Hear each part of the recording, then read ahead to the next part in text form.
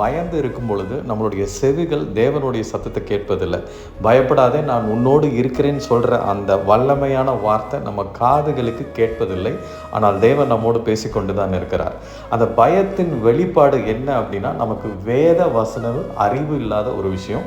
அப்படியே அந்த அறிவு இருந்தாலும் அதை ப்ராக்டிக்கலாக நம்ம விசுவாச அறிக்கையிட்டு அதில் நம்ம ஜெயம் எடுப்போன்ற அந்த கான்ஃபிடென்ஸ் நமக்கு இல்லாத போது தான் அந்த பயத்தில் போய் சிக்கிக்கொள்கிறோம்.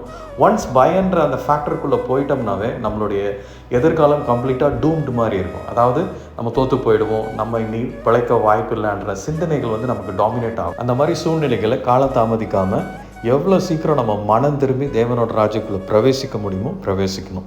ஏன்னா நமக்கு ஆசீர்வாத தடை இந்த பாவத்து நிமித்தமாக தான் இருக்கும். அதனால் எவ்வளோ சீக்கிரம் நம்ம ரிப்பெண்ட் பண்ணுறோமோ நமக்கு அந்த மன்னிக்கப்பட்டு இப்போது அந்த பயம் நீங்கி விசுவாசத்தில் நம்ம வளர ஆரம்பிச்சிடும். அவள் வார்த்தையை நம்ம விசுவாசித்து நம்மளோட சிந்தனை ரெனியூ ஆகி ஜெயம் எடுப்போம்.